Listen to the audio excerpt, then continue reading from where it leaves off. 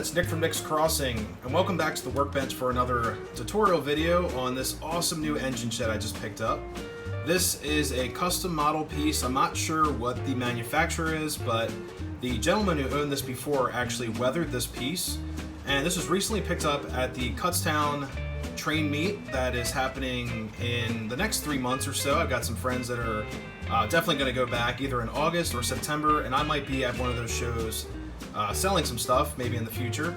But this is an awesome piece. This is a O-scale engine shed, and O-scale is pretty big, so you know, an engine shed is quite large. This takes up, you know, this is my hand. I've got larger hands. This is the size of this thing. It's pretty crazy.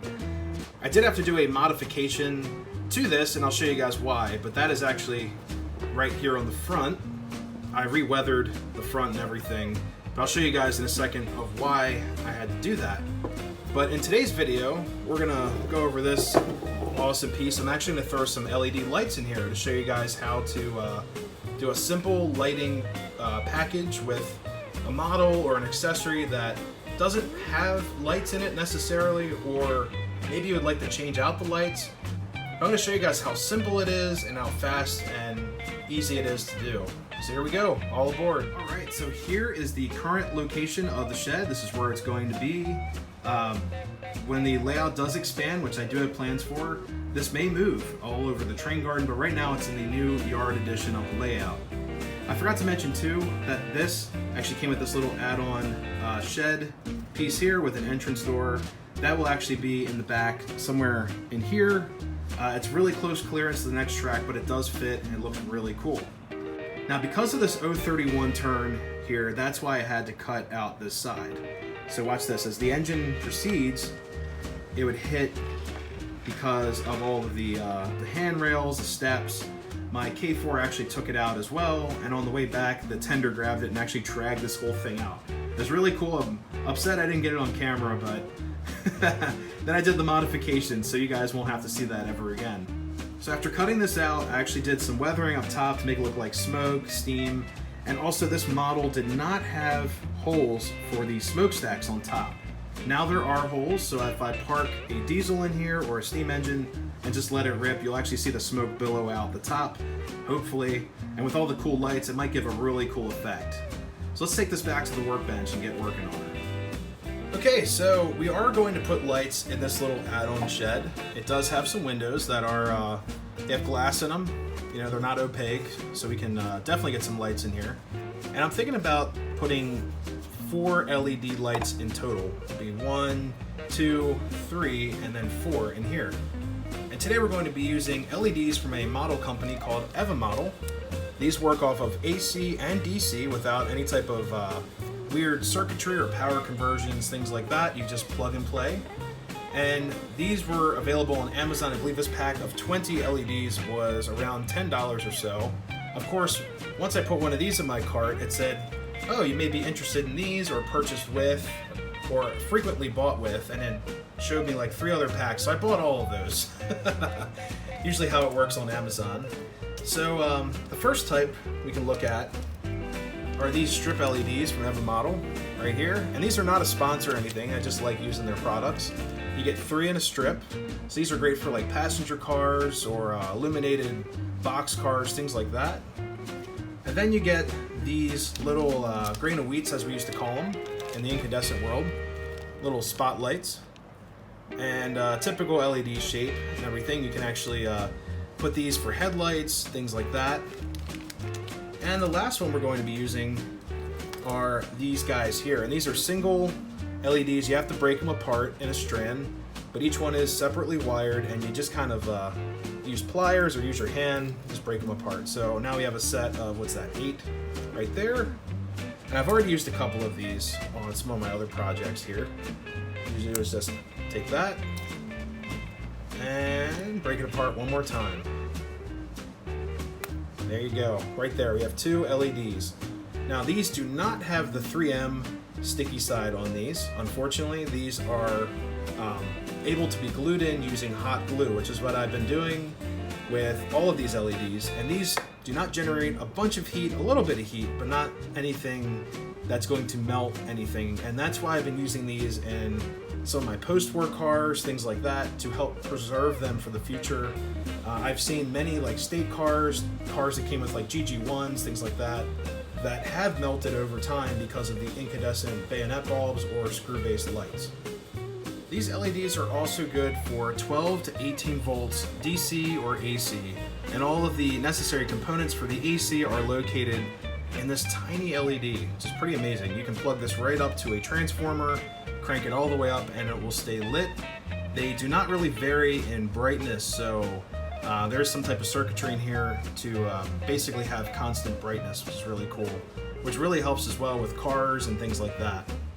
Alright, so to mount these lights in these structures, we're going to be using hot glue. And you can pick up a hot glue gun just like this for about $5 or so at a local craft store, something like that.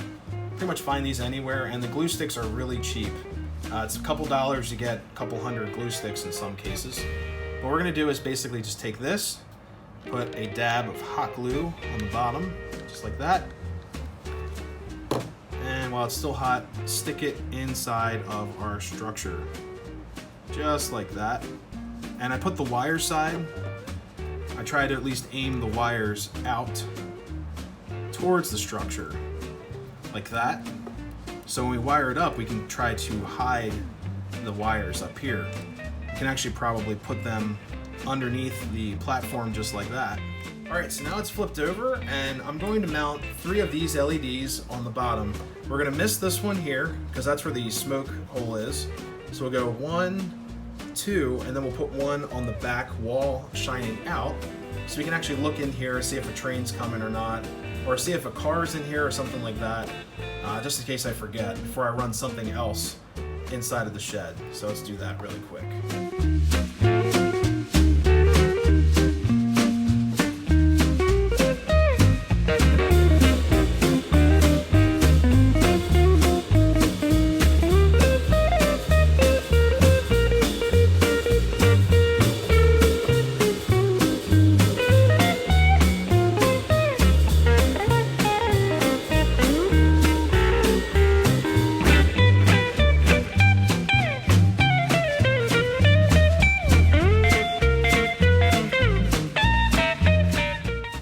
There we go, just like that. So the wires can actually just follow the crease in the ceiling through the trellis, and then we'll meet them up somewhere in the center here, and then we'll drag our wires out for the, I guess in a way it'll be parallel wiring, so let's do that next. Okay, so all of our LEDs are now glued in place, and we're going to be using a lock-on piece just like this to wire up all of these LEDs. And how these work is that you can see I already have the red wire, or lead power wire, or the hot side already in here and crimped down. I just did that to hold on to this because it is kind of tight working in this model. What I'm going to do is actually take all of our leads on one side, just like this, grab one of each side, and we're going to strip them down to bare wire. And once that's done, we're actually going to twist all of them together and then place them inside of our lock-on. So I'll show you guys that really quick.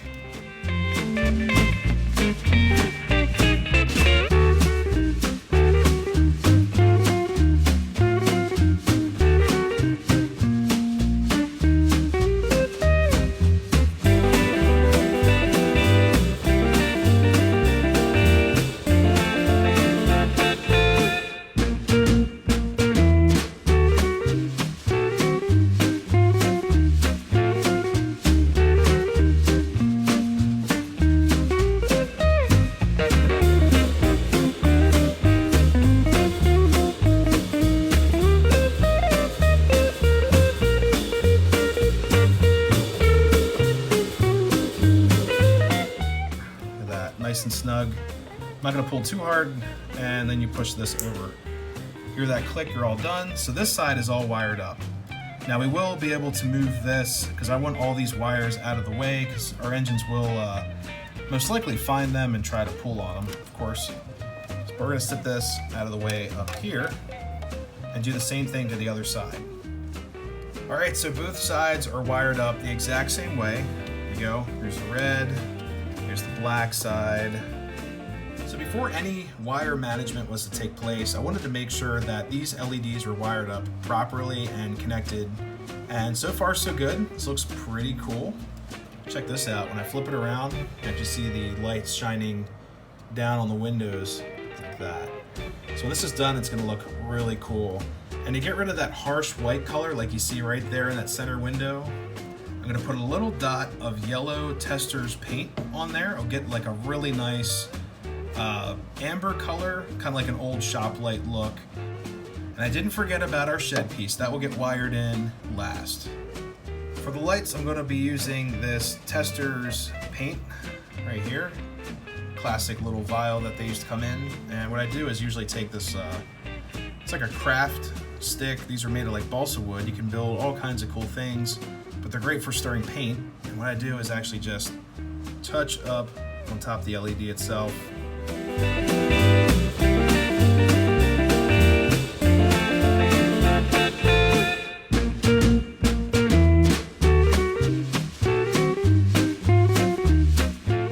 So the wire management was pretty easy. I ended up hot gluing these two lock-on pieces to the ceiling, and they're actually able to spring up using your hands if you need to do any maintenance on these.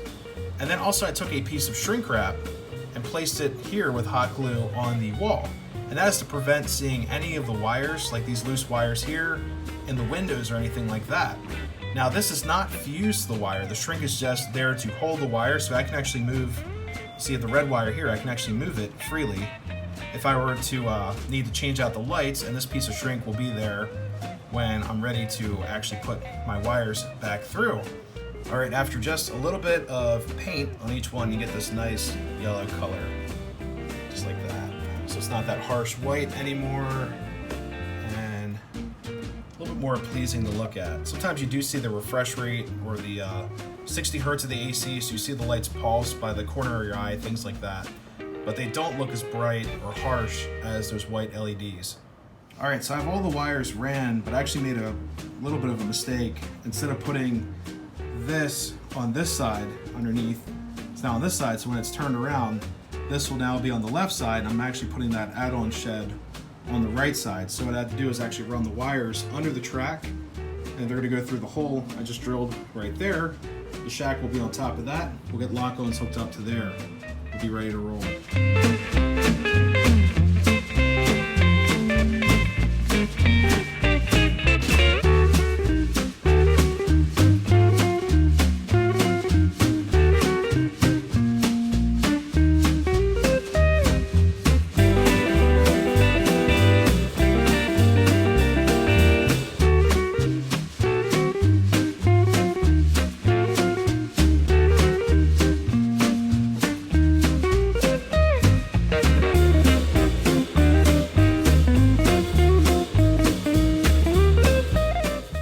So here's the side view with all of the lights installed, all wired up to the parallel system underneath the layout. So these lights are shining nice and strong. If I go to the front, got my K4 sticking out, ready to roll. You guys can see all the awesome lighting in there. But anyways, if you guys had a great time looking at this new piece here on the rail yard, give the video a like. Love to hear your guys' comments. And if you're new to the channel, please consider subscribing as always. Until next time, everyone, happy railroading. See you later.